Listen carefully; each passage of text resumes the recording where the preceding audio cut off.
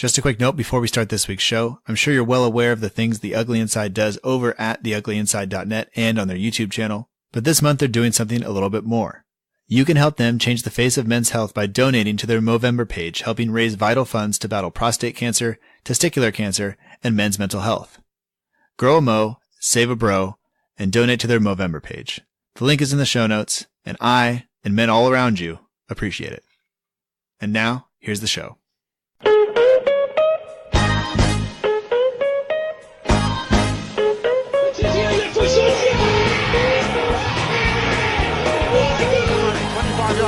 Lovely ball for Pella. Onside. 1-0. Подача. Остин. Все-таки забил. Fonte with a stooping header. It's 2-0.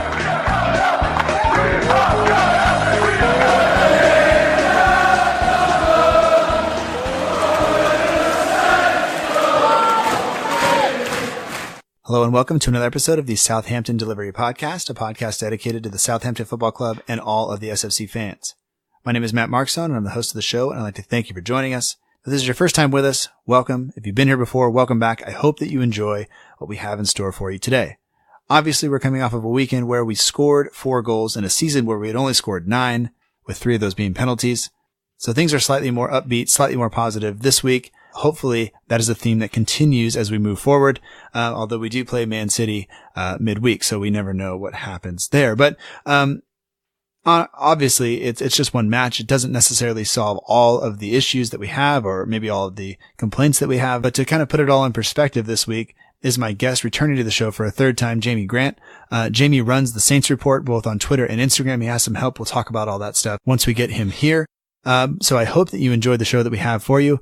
In addition to that, you heard at the very top of the show, me talk about Movember and not only the cancer research that goes into, but also men's mental health. And, Jamie and I are friends. We've been friends for some time now, and we've shared some stories about, struggles with mental health and depression.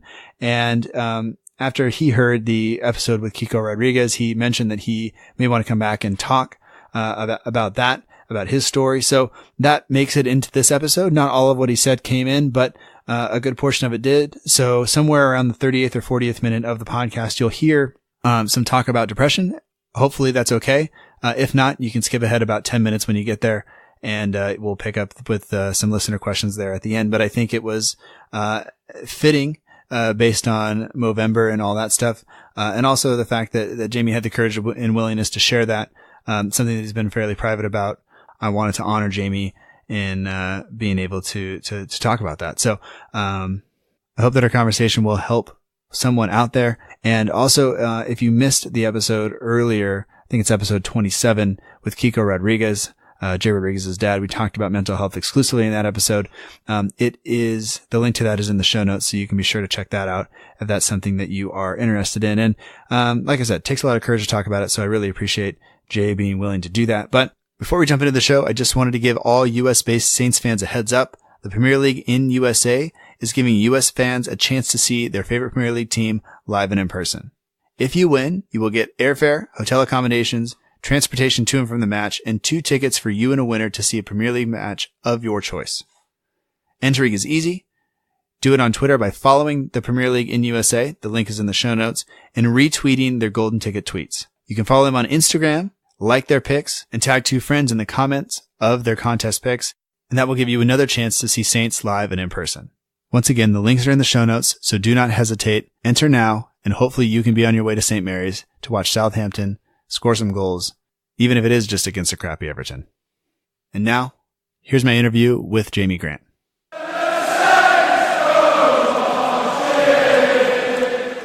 I'd like to welcome back to the Southampton Delivery Podcast, a podcast dedicated to the Southampton Football Club and all the SFC fans. FFSJ, who runs or helps run the Saints Report. Obviously, you've been on the show before, Jamie, but welcome back, and a lot has changed since you've last been on. Yeah, first of all, thanks for having me, and a lot has changed since I've last been on. Better circumstances, I think, today, not just because of the win, but because, we're not talking about the sacking of a manager and kind of speculating on what the future is. Because last time you were on, of course, Puel had just gone. We both thought De Boer was going to come in. We got Pellegrino instead. I know we had some worries about him, but turns out that the kind of things that we thought might happen didn't necessarily happen, but there definitely have been other issues. But before we jump into the match today against Everton and talk about that, obviously, kind of on a high right now, coming off of that match just a few minutes ago, really. But let's talk about the Saints report just a little bit. It's available on Twitter, Instagram, and I believe Facebook as well. Yeah, it is. Yeah. I know we've mentioned it before, and you can find it on Twitter at the Saints Report. Same thing on Instagram, and we've never really talked about what that looks like for you on a match day like today or any other day.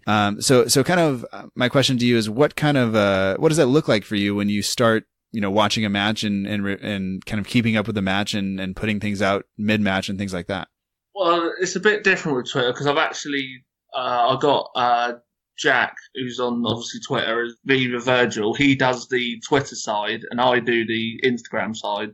Because obviously he used to help me before with 12-Man Sport, which we used to do before. So he does the Twitter side now, and I do the Instagram side, like with the photos, obviously. And so I now concentrate more on Instagram than I do with Twitter now, sort of thing. Do you find Instagram to be? I almost feel like Instagram is less frequent, maybe, because I probably sent an ungodly number of tweets today during the match, both in frustration at moments and excitement and trying to keep up with the game. But with Instagram, can you really post, every 5 minutes or so, or how many posts like per match would you say you put out on a match day? One thing that I know about a newsfeed on Instagram is obviously spamming, and I try not to do as much spam. Like obviously I'll post photos of the goals. Like today, I think I posted up 3 photos, obviously, of Austin celebrating and a couple, but I try not to, because I said on Twitter, obviously, you can put out as many tweets as possible, but on Instagram, I try and be a bit more, I try and put less posts, because obviously I don't want to spam my followers with just photos all over the place, because like I said, there's so many photos out there, so I can keep posting, but no, I try and keep it down to a minimum if possible. With that, there has been some recognition even from the club. I believe you were invited, or had the opportunity, I don't think you can make it, but down to Staplewood a couple of weeks ago, I think. So, that account has, how many followers does the account have? I believe it's kind of over 7. Yeah, we're on, currently on 17.7k followers at this, as we stand right now. And it is overwhelming for me because I never thought I'd get that high, really. When I started, I was quite early with it, and I said it's taken me a good old few years to get to that sort of level, but yeah. Okay, because when I first started the Twitter account, you like look at every single new follower, you're like, man, that's one, and I got it, and that's great. At 17 point whatever thousand, do you even notice when you lose a couple or gain a couple, or is it just when it jumps to like 17.3 or 17.4 or 17 point, Well, I did hit the 17.8 mark, and then it went down to 7 point. Because obviously, normally I put out a thank you when I hit like a milestone. Like when I hit 17k, I put thanks for so 8. Obviously, I hit 17.8, and then it went down again. But what had happened was, because I do giveaways, people follow me for a minute, and then when the giveaway's over, I get an influx of unfollowers. Okay. So, which obviously I understand, because people follow obviously for a giveaway. If they don't win it, they're like, well, what's the point of carrying on following, sort of thing. So I noticed it in that sense, but I try not to, because because people might think, oh, he's after followers, but really not. Do you know what I mean? I don't do it for the follow. Obviously, it's nice. It's an achievement for myself to get that amount of people following me, but obviously it's not do you know what I mean? I don't boast it or right. I try not to make it. Do you know what I mean? Make a meal out of it, sort of thing. Well, I think they're coming to you because you're presenting the things that they want to see. You're providing a good quality kind of product, or I hate the word content, but you're providing good content for people, and that's what they come for. And if you have those people who are jumping around from club to club or whatever just to get the giveaway to try to get a free ticket, that's different. Yeah, it happens. I mean, like I said, I've had comments on there. People, obviously due to the bad form Saints have been, I've had to block off comments lately, and I understand the frustrations, but I did put a photo out a couple of weeks ago after the I can't think what match it was, with a Pellegrino out photo, which I don't usually do, but I was that annoyed I just put it on there, which I don't, like I said, it's not normally my thing. I don't normally get involved in all that, Right. But I said it's just, and but I understand, I said people obviously will comment and stuff, so I because obviously on Instagram you can turn off comments. Obviously Twitter's a bit different because you can't, obviously you can block the person, but obviously I can't block a person, do you know what I mean, just all the time. I said no one would follow on Twitter otherwise. Do you find it harder to make posts and do things and keep it kind of flowing when we're in a run of bad form or when things are going as poorly as they have been recently? Well, I think that's another reason why people obviously don't, like I said, people don't obviously follow the page. Well, they do follow the page, obviously. I still get a decent amount of likes on a post, but like I said, during obviously our bad spell, it's obviously a lot of people are not happy, so they put their frustration out on the page, and obviously due to obviously Van Dijk in the summer, whenever I put a Van Dijk photo up, people respond with, he's a snake, he's that, and obviously I have to, like I said, because obviously I just post photos of Southampton, and obviously Virgil's in the Southampton shirt, and obviously we had all that in the summer, and I just post that. Obviously people say, oh, why are you posting photos of him and stuff like that? So, like I said, when it's not going well, it is a bit tough, but you have to sort of accept people's emotions with it and sort of just carry on with it as much as possible. Yeah, absolutely. Absolutely. I think that kind of does it for kind of the work side of it. And kind of looking back on the rest of the season prior to today, what were your kind of thoughts coming into today? Did you think today was I don't want to say a must win, but did you think today was a game that we had to kind of win and Pellegrino was maybe actually fearing for his job? I try to stay positive with Southampton games, but I found it very hard lately to stay positive. And today I knew like I said, today for me was a must win. We needed a result. Obviously Everton have had their problems, and I just felt it was a game that Southampton could win, and obviously we did win. But obviously I went into the game not positive, and I said not a lot of people did go into it with a lot of positive, obviously, because everyone was like, oh, well, Everton will probably get a result, but obviously they didn't, and we did. And I said we played well today. But obviously, it's how we move forward from this is the thing that's on my mind now, moving forward, sort of thing. Absolutely. Let's go ahead and deal with the game today, because I think that is it's obviously the thing we're going to talk about the most, and we'll look ahead to City just a little bit as well. But I think coming off today, it was an exciting match. It wasn't, I think, what we've come to expect over the past 2 years or so of watching Saints, or past season and a half, under Puel and under Pellegrino. We've kind of seen this kind of slow, methodical, kind of almost plodding football. And today, the pace was there in the passing and the one touch and things like that I thought were, it's more exciting to watch, even if it doesn't always come off. And oftentimes when you do that, you cut teams open and carve teams open, and then you have chances. And jumping back to when the lineups were released, I woke up as the lineups were out. Not gonna lie, when I looked at the lineup and I saw Højbjerg in there, and I saw Ward-Prowse in there, and I saw Austin in there, I kind of rubbed my eyes and looked again and said, are you sure this is what's happening? And sure enough. So, when you saw the lineup come out, what did you make of it? And were you at all kind of disappointed or excited, or how did you feel?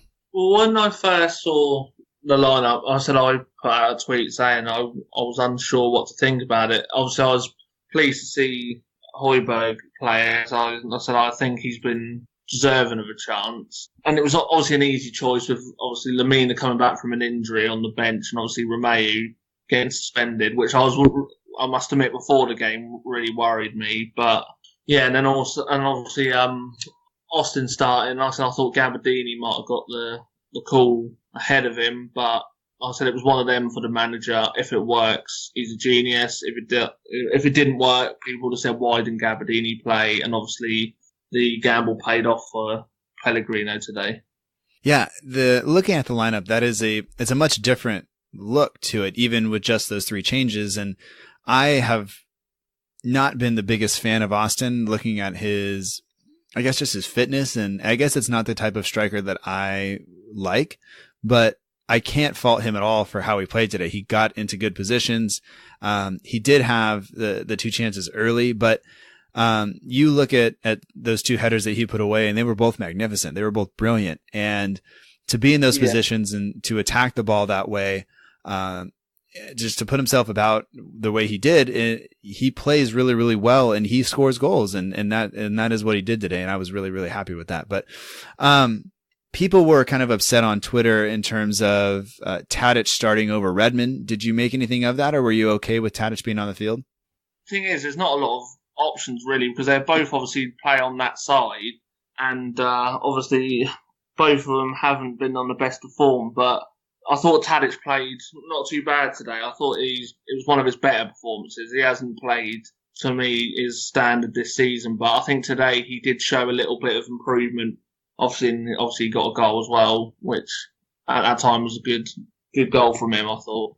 Looking at Boufal playing through the middle in that attacking formation, do you think that's his spot? Do you think he's starting to find his groove there a little bit and just allowing him to kind of roam free wherever he feels? Do you think that is what he needs to be able to do? I mean, the commentators here said every time he did a back heel or did something kind of fancy, Pellegrino would jump out of his seat. And I don't know what they meant, if they meant he was yelling at him or if he was just kind of worried. Cause I'll be honest, like when he starts doing that stuff, sometimes I'm like, don't do it too much, like make the pass. But I think today it was just the right amount of flair, in most instances. Yeah. I mean, I think the one thing that he was missing was a run of games, and a lot of obviously different fans said that he needed a run in the team, and he's finally got that. I think, I could be wrong, and people will probably say I'm wrong. I think this is his fifth game in a row now of playing. I could be wrong. I think Sky Sports said that this was his fifth game in a row. It could be four. I might be wrong. Obviously, I'll probably be corrected on that other time. But yeah, him finally getting a run in the team, I think, is helping him get confidence. And some of the tricks he done, I was sometimes thinking maybe that's too much, but every time he done a trick, it will come off for him. So, I mean, it just depends on how it works. I mean, like I said, if it doesn't come off for him, you're going, why are you doing that? And if it does and you score a goal, you're praising him. So, yeah, it depends how it lands. But sometimes I think that we need the risk taker, especially if anything's going to bring us out of this kind of slow and kind of boring aspect of how we've been playing.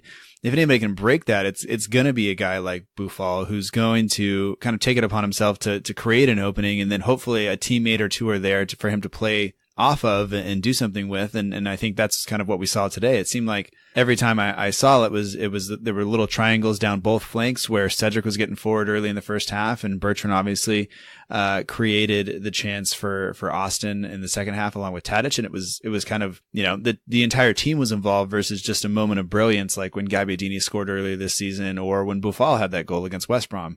Yeah. So overall, I think that was great. But kind of right off the bat, I thought the team played really, really well. I thought the intensity was there. Obviously, we had that chance for Austin early. He put it into the seats, and then there was some talk of the commentators here. Boufal kind of got to the byline, had two defenders there, got by one into the penalty area, and kind of got tripped and didn't go down. And early on, they were kind of talking, should he have gone down under that challenge? And I think we've seen other players go down easily there. But even Everton was missing an attacker today due to a retroactive suspension, the first of that for successfully misleading the referee into giving a decision. But, did you think he should have gone down there? Or do you think he did the right thing by staying on his feet?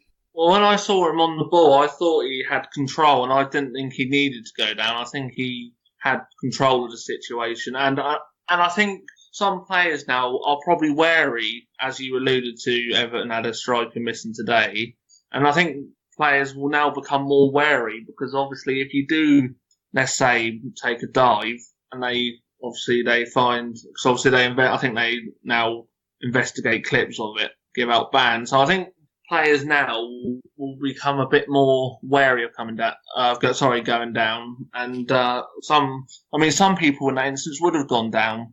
But I think he had control of it. I think he knew what he was doing without needing to fall down. But some players in that situation would have fallen down. But I think, like I said, since that rule's come in about the diving, I think that's changed players' views on how to deal with that sort of situation.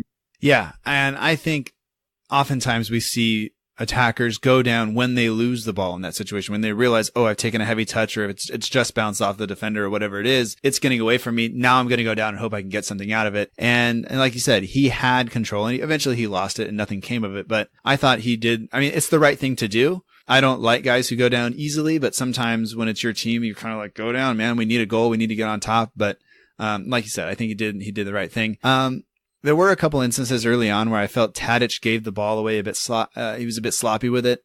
Kind of led to an opportunity maybe for Everton to have a crack at goal. And I was really worried that it was going to be something like that was going to lead to us conceding. And I thought that if we conceded a goal, because the atmosphere around the ground, at least from the TV coverage, when the players came out, it was dead. It didn't seem like anybody was cheering, didn't seem like anybody was happy. So the idea that if we went down 1-0 off of a giveaway like that, especially coming off of last week where Tadic gave the ball away so easily for Liverpool's first goal, I really felt that could have turned the tide, and the crowd would have been quick to kind of turn, understandably, but didn't happen. Moving forward a little bit, Cedric was really, really giving Gylfi Sigurdsson a hard time down that line. He kept beating him over and over and over. Sigurdsson didn't look comfortable. Austin hits the post, and then eventually we break through in the 18th minute with Tadic scoring that goal, and that goal came from, like we said earlier, a complete team kind of buildup. It wasn't just a moment of individual brilliance, but for him to make that run, for Bertrand to lay that ball in there so perfectly, I thought it was a great team goal overall. At that moment, what thoughts were going through your head? How were you feeling about the team at that point?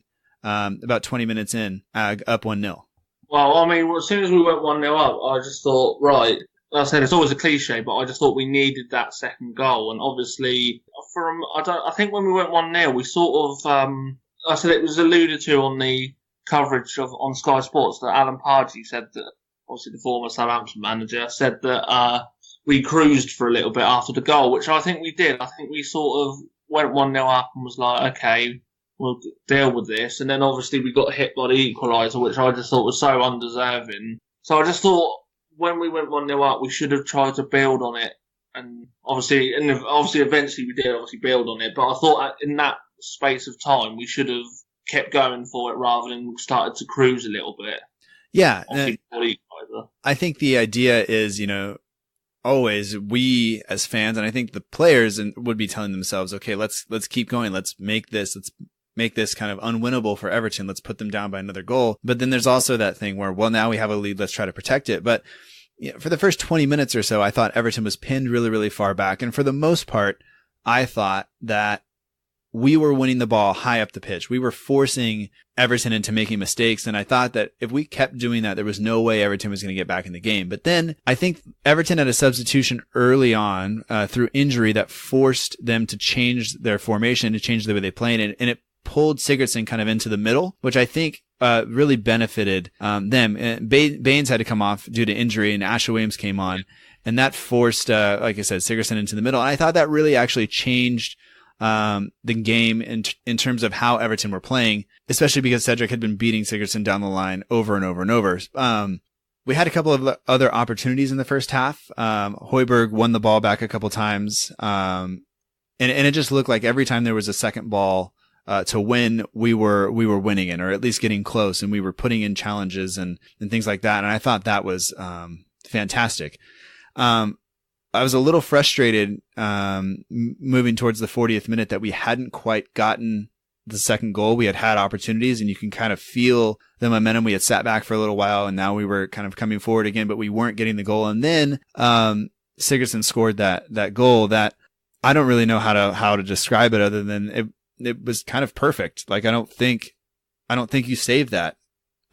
If you're Forster or anybody else. But what did you make of that strike, and how did you feel? Kind of, what were your thoughts when it went in?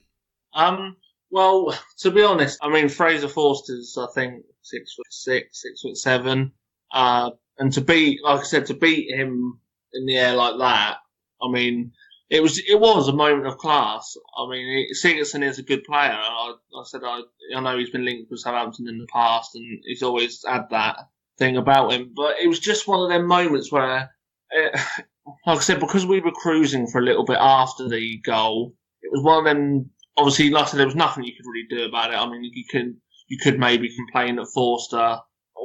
Well, I don't know. Now, I suppose Forster couldn't have got it really, but it was just one of them. You could see it coming but obviously it was I thought it was an undeserving equaliser because I said Saints. I thought when they went 1-0 up, Everton weren't going to get back into the game at all. So it was but like I said, it was a class goal.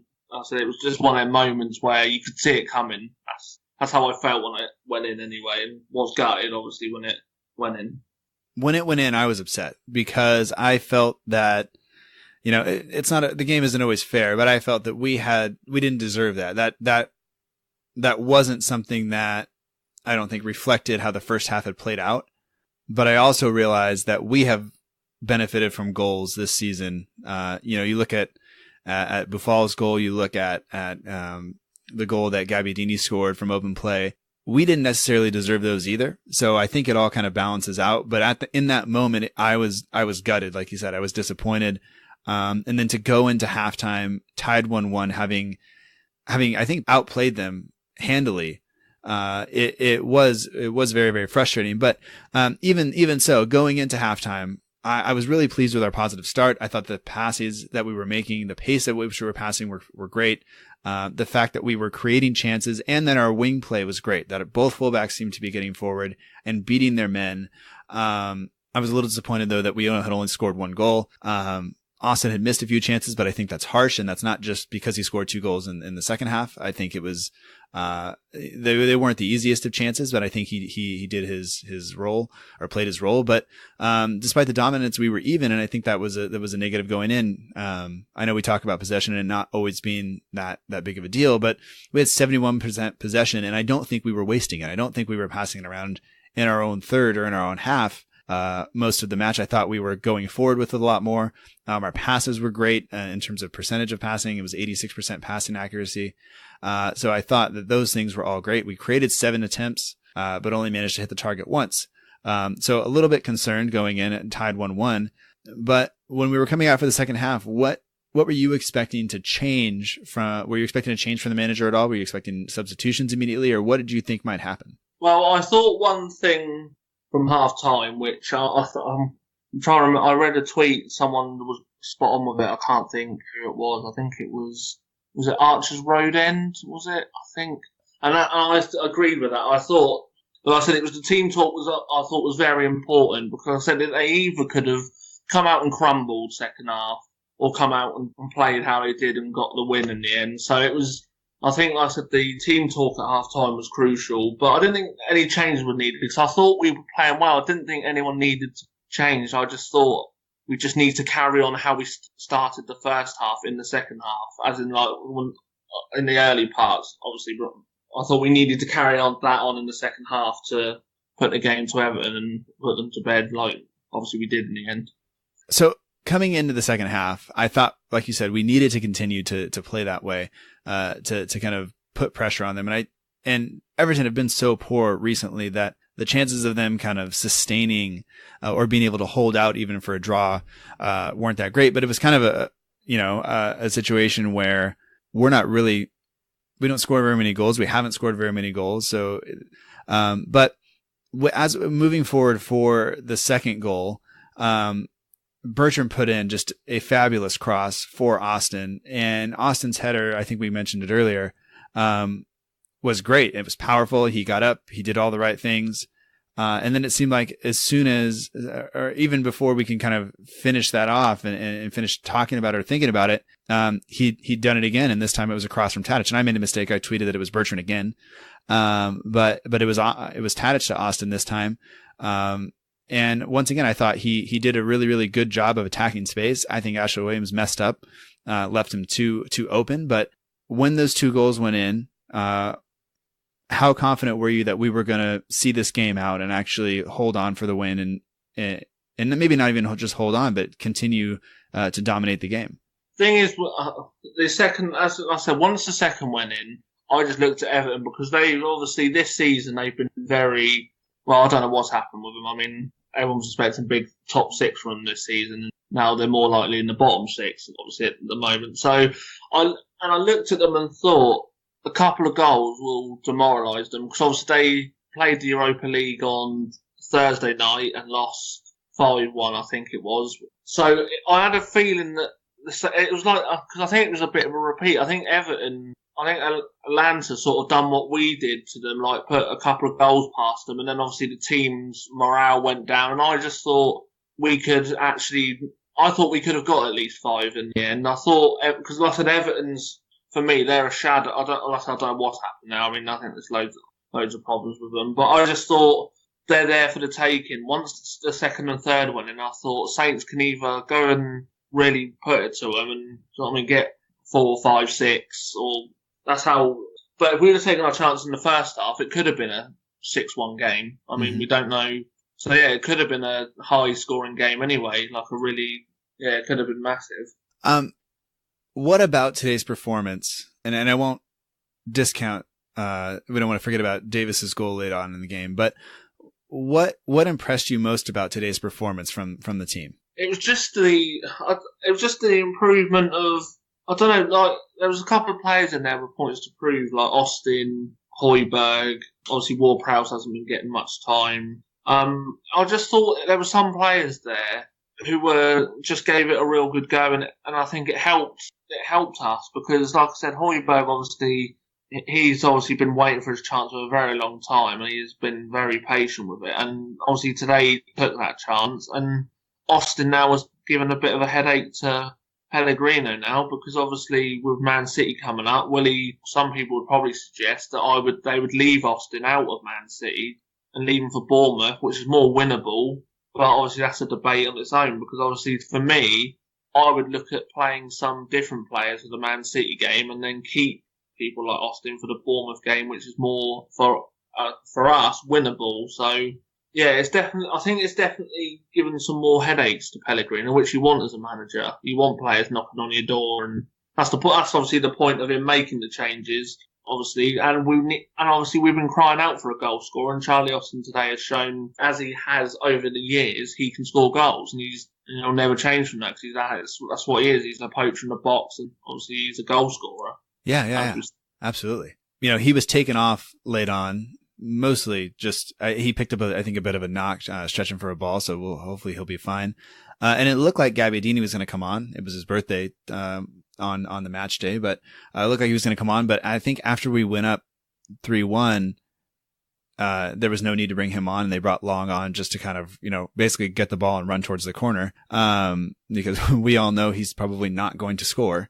But Davis's goal kind of, I thought it was a beautiful strike, maybe a slight shout for handball on Ward-Prowse when controlling it before he laid it back to him. But I thought that was fantastic, and I thought it was good for him to score. And I thought it was once again good for us just to finish that game off kind of on a positive, where there was no doubt who the better team was, who played better, who created the better chances, and to get goals from 3 different players from open play, something that we haven't done all year. I thought it was great. But for me, the most impressive thing about today wasn't even the goal scoring. It was, like I said before, it was the pace of the passing. It was the kind of the intensity that we played with, and the willingness to go and win balls, to take it to Everton, not to kind of sit back and almost give them too much credit. We forced them into making mistakes, and the way that, when you have a situation where we're not necessarily playing well, sometimes I think that players tend to put too much of that on themselves and try to do too much themselves. And I think today we saw that team played as a team, and in the right moments did the extra things as individuals to make sure that we won. And I thought that to me was maybe the best thing coming out of this. And I think it'll bring a lot of confidence going forward. Obviously the Man City game coming up ahead is not the greatest game to kind of go into next, but no. I think we'll definitely go to Manchester with a little bit of confidence and a little bit of swagger and make Manchester City beat us. And I think if we put forth the kind of effort we put forth today and we lose, so be it. I think we'll be okay with that. But I also, like I said earlier, it's one game. We can't get too excited. I'm looking at a picture on my screen right now from Fresh Saints. Everton's back line, they are not at all in a straight line. It is a disaster. So they were bad today, but I thought we played really, really well. And I think we made them look bad, or maybe even slightly worse than they actually are. The thing is, this result will come out as Everton being poor in Christ. I mean, don't get me wrong, Everton were very poor today, but they've been poor all season. And it's shown more because obviously due to the amount of money they've spent, it will come out as they were poor, Saints had an easy game, Saints had this, but we still had to put in the performance. Like I said, we're not firing all cylinders ourselves, and we had to, do you know what I mean? Us scoring 4 goals, I couldn't see happening myself. So we need to give the team some credit. You won't get it from the pundits. They'll say, like I said, because due to the big furore, obviously Everton have got a billionaire owner. They've spent all that money. Right. It's more Everton crisis rather than Saints made them look terrible, which that's the media, unfortunately. But we all know it was a good Saints performance. Is there a match of the day for you guys on Sundays? Yeah, I haven't watched it for a while. I had stopped for a while due to the fact whenever we do not win, I don't watch it. That's just me. Some people do watch it just to see it, but I have my moan on Twitter and then I try and move on from it. So, but yeah, there's one on tonight at 10:30. 10:30? Yeah, 10:30. So I'll probably watch it again. Yeah, well, you get to see the goals and things like that and get some analysis. But like you said, there's a good chance that it'll be Everton's mistakes and Everton kind of in crisis versus Saints playing well. And I think I can kind of understand that because I think, you look at Southampton and we've been pretty bad, and it's been hard to kind of take positives from it. But I think today, obviously it's still very fresh in my mind, but I think today was a really positive performance and something that I it's what we all wanted. It's what we all hoped for. And it happened. But I think we should point out that Everton were forced to make 2 changes today, to their back 4 through injury. So that definitely helped. But, by the time they made 1, we were already ahead, by 3-1. So I don't think that's a big deal. And I actually think that first injury helped them in terms of, in the moments following that injury, we didn't create as many chances as we had before. So I don't think you can put all of that on their kind of misfortune in terms of injury, but I'm sure somebody will try to spin it that way. Yeah. So coming out of this match, we created 17 total attempts. We were on target with 5 of them, 67% possession. Passing accuracy was 85%.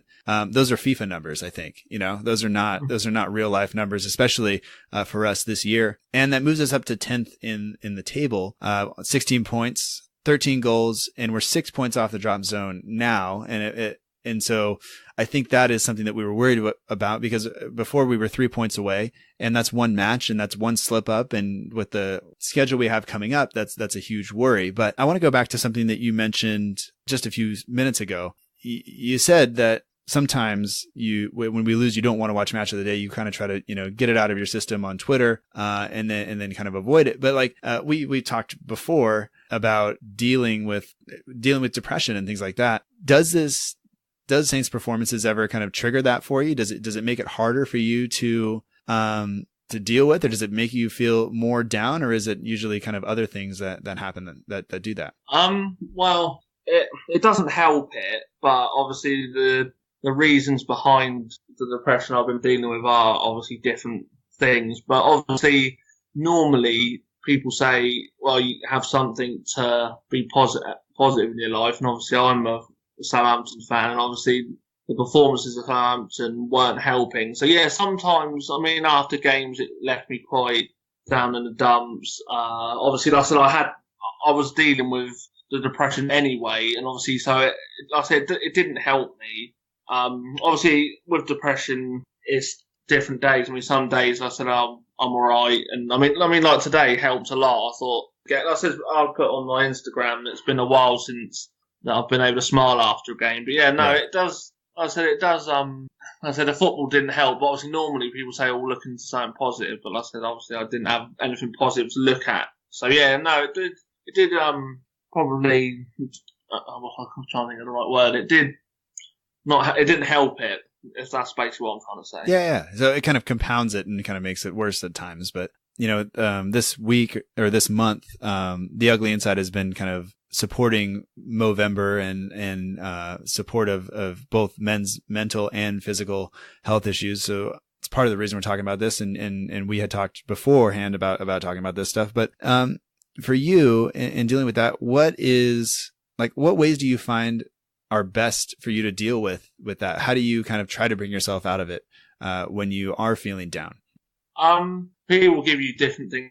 People say keep positive, keep active, keep doing things, which I do things. And thing is, it's quite a tough thing and obviously not a lot of people knew about it. And obviously I see people say about coming out about it, and obviously I put out a tweet saying about it, and I got some really great messages from people, and people saying that they're there for chats. But I find chatting about it I can talk about it, but I just felt chatting didn't help me, because obviously I was going through it, and talking about it obviously reminded me of it more. But yeah, it's a very tough thing to deal with, I must admit.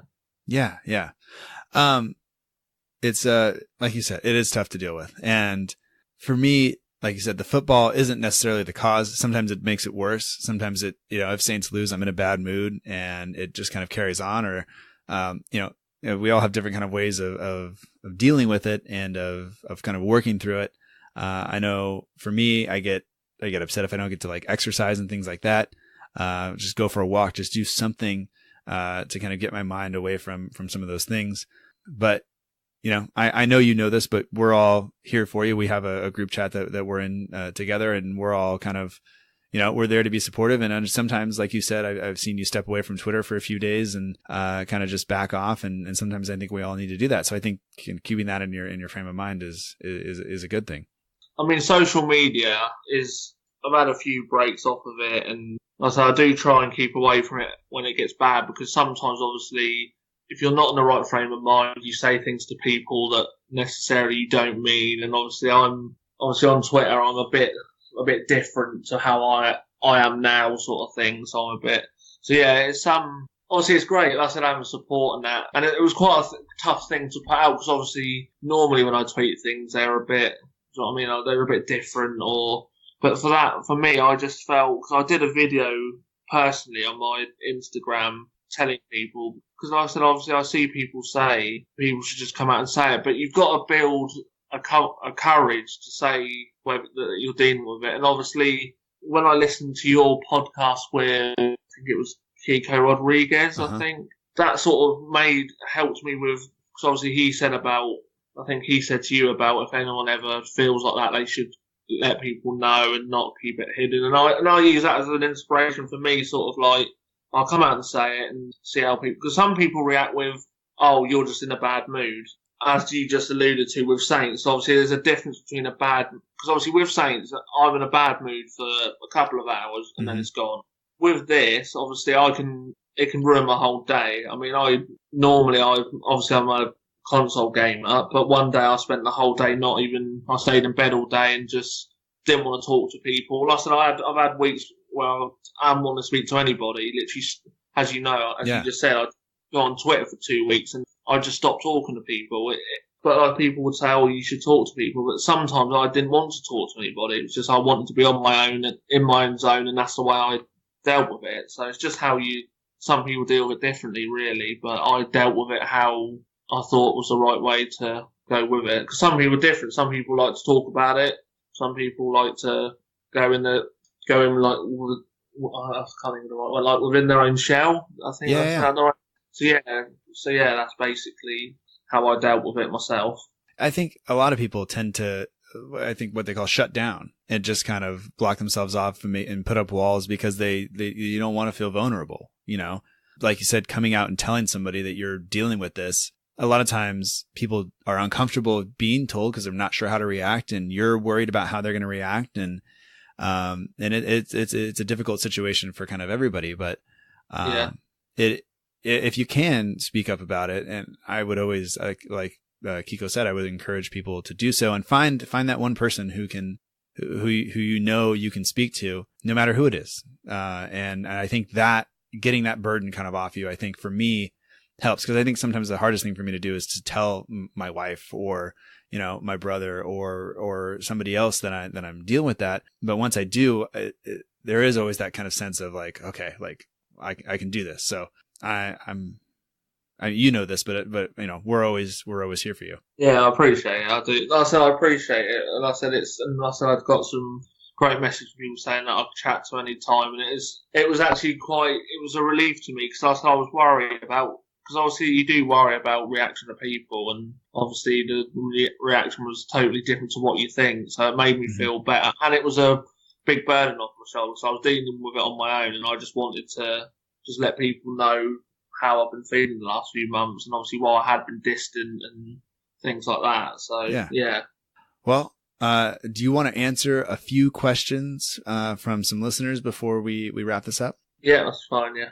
I appreciate you talking about that. I know it's hard, so I appreciate it. Yeah, it's the first time I've actually spoke about it properly, like I said, but I was obviously, like I said, with it being the main focus this month, obviously with the brilliant work Ugly Inside are doing to promote it, I thought, well, a good time to talk about it, sort of thing, so I need to talk about it today.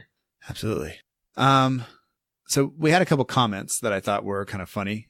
Shannon Smith, who's at Shannon Smith 2, said the only things that to make this game better were, one, if this had been Koeman's last game, and two, if Shane Long has ended his drought. Obviously, neither of those two things happened, but I still think today was a great game. But he also suggested we look at Højbjerg and how he kind of bossed the midfield today. He says he was both picking pockets at will and surely took this opportunity to show Pellegrino his quality. My question to you is, do you think that he makes the start against City or against Bournemouth in the weeks to come or in the matches to come? Or do you think goes back to the bench when both Romeu and Lemina are fit and available? Yeah, I mean, that obviously you just sort of answered my question, really. Lemina and Romeu are ahead of him in that sort of, and they are for me, our strongest midfielders. So I just think it's helped Højbjerg in the sense of if he's needed, he's ready to be called upon. But I think Lemina and Romeu are above him at this current moment. I mean, it could change in the future, but yeah, I think like I said, his performance was good today, and for me, it just helps him just show, like I said, it's shown the manager that he's reliable, and like I said, he may start against Man City, who knows? Like I said, it's up to the manager on that one, but he certainly hasn't done himself any harm after today's performance. But yeah, I still would go with Lemina and Romeu, I think, still. Well, coming up, there is a chance for him to, maybe he did establish himself as the third kind of central midfielder in the pecking order. But looking at the fact that I think we have something like 9 games in the next 4-5-ish weeks, the fact that we're going to play so many games in quick succession, there is the opportunity for him to sneak in there. And I think the real question is, when both Romeu and Lemina are fit, where does Davis go? Who does Davis push out of the team? And how does that look? Because I think that Højbjerg, even though he did a fantastic job yesterday, probably drops back to the bench, like you said. Because I think, on the Total Saints podcast, Ben and Adam were talking about the idea that we don't really have a true clear captain. And so I think the need to get Davis on the pitch might actually prevent Højbjerg from getting in the team further. But Dan, who's at Holy Højbjerg, who I obviously know loves Højbjerg very, very much, he says nearly a hat trick from Austin today as he hit the post in the first half. Has he solidified his place in the starting 11 for the coming weeks, or did the service today improve and allow him to perform at that level? See, as I alluded to earlier with Austin, as we know, he's a goal scorer. I said a decision for me would because obviously Austin come off today, like I said, with a slight knock, but he said after in the interview, he said that he was just feeling a bit rusty after starting, so he wasn't injured at all. But I think Pellegrino may look at Gabardini for Man City and then bring Austin back in for ball. But I said he could. I mean, for me, can Austin do 3 games in one hit? I mean, because obviously he's known for his injury problems. We don't want to risk any injury to him. So right. I think it is. Like I said, today he's definitely shown. Well, like I said, as I told you earlier, he's shown what he's about anyway. So he's definitely put himself back in the mind of the manager after today. Yeah, somebody tweeted today, because it looked like Charlie Austin got hurt a little bit at one point. It was score 2 goals and get injured. That is literally peak Charlie Austin. And I couldn't help but laugh, although I don't want him to be injured, but it does seem to be true. So I think definitely using him in the right situations in games where his skill set is going to be best for us, I think is what we need to do. I don't necessarily see Man City as being that match. I think he needs a certain kind of game plan, and I don't think we're going to be able necessarily to execute that against Manchester City. I think we're going to have to play probably Long or Gabbiadini. I would almost go with Long as your kind of hope is to hit the long ball over the top. But Man City are probably going to play 3 center backs. So just having one striker he's going to get kind of outmanned no matter who it is. So we'll have to see what Pellegrino has up his sleeve for that. Candler, who's at Candlerability, says, do you think Pellegrino learned his lesson or Everton was just really bad? I think we've talked about that enough. But thank you once again, Christian, for doing that. And then Dan asked another question. He says, do you think that Long still has the quality necessary to play for Saints at this level, or should we look to bring someone in January? And I think I like to expand that too. Do you think we need to add a striker in January, regardless of Long, Gabbiadini, and Austin?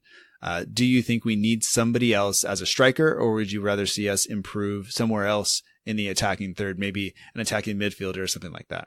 Well, in the summer, I thought we needed obviously, I think I said it before, we needed that sort of cam player, right, slash striker. And I think in January we do need a striker still. I mean, Austin, like I said, scored today, but I do think that we need to probably, because I saw an article, obviously it's not the best of sources, so I wouldn't get too excited, but the Daily Mirror said that Austin, Gabbiadini and Long were all up for a sale in January. The owner apparently put all 3 up for sale, so due to their performances. But I don't think selling all 3 would necessarily help us. I think if I could see something happening, I could see Long leaving and someone coming in, but then he might want to keep Long as an option and have 4 strikers. But I definitely think, regardless of Shane Long's position at the club, I think we do need to bring in someone in January to give us that push, either a camp striker. I just think we need someone that's got goals in them. Do you know what I mean? So, yeah, I definitely think we need to look at investment in January.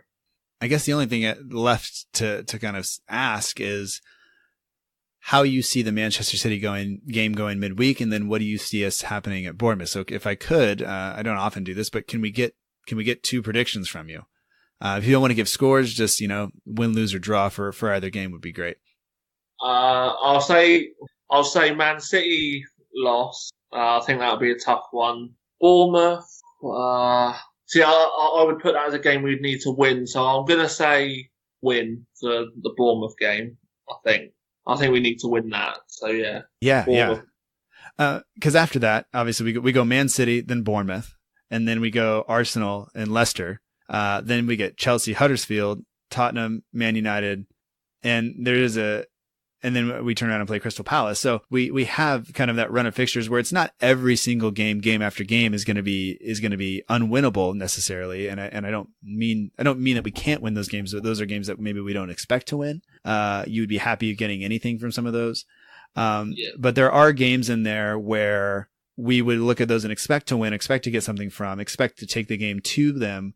It's just, can we kind of keep the momentum from game to game with probably changing game plans in terms of how we're going to approach each game? Are we going to be able to make that quick turnaround? And I think that's really going to be where we're going to see if we have the depth in there to be able to execute the game plans, and can Pellegrino put the right pieces in each game to make sure we kind of maximize our points from these next couple fixtures over the next couple of weeks. So I think it'll be interesting, but I don't expect us to get much from Man City. I'm hoping for a good game. That's really what I'm hoping for. It is midweek.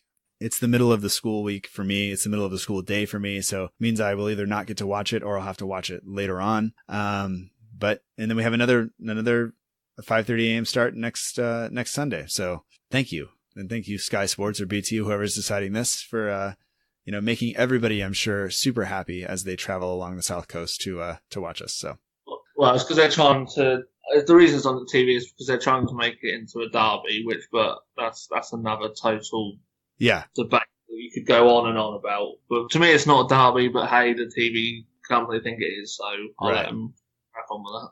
Well, I'll just point out to you our next couple of weekend fixtures for me, start times. We had a 5:30 a.m. today. We'll have a 5:30 a.m. next week. We'll have a 4 a.m. start the following Sunday. And then we're kind of back to the normal 7 a.m. And then against Tottenham, it's 4:30 a.m. The day after Christmas. So that's going to be a glorious morning. Hectic, very hectic. Fixtures are all over the place at Christmas. Yeah. But we'll let Aiden, I'll grill Aiden next week on whether or not Southampton Bournemouth is a derby or not. And we'll let him explain, cause he's going to actually be at the Man City game. And then we're going to watch the Bournemouth game and discuss it, kind of like what we did here. So it should be all right. Yeah, that's great. All right, man. Well, is there anything else left that you would like to say before we shut this down? No, I think we've covered everything quite well. I think today, I think everything's been, and it's been I wasn't sure how I was going to come into this mood wise, but with the game, but I'm glad I come in with a happy mood rather than a not so happy mood. Yeah, absolutely. No, it was a fantastic game for us to have this conversation after, it makes it easier to even talk about some of the things that are going wrong when you win. Because it doesn't feel as bad, but it was always important just to kind of keep everything in perspective and make sure that we're not just kind of ignoring the issues because, I tweeted that chart and things yesterday where if you look at, what we've spent versus where we're at, we're in the bottom 4, and all 3 teams below us have sacked their manager so far this year, which, doesn't bode well for Pellegrino or the board or anything else because I think problems are definitely there. There are issues with what's going on, but hopefully we'll continue to kind of move forward off this victory.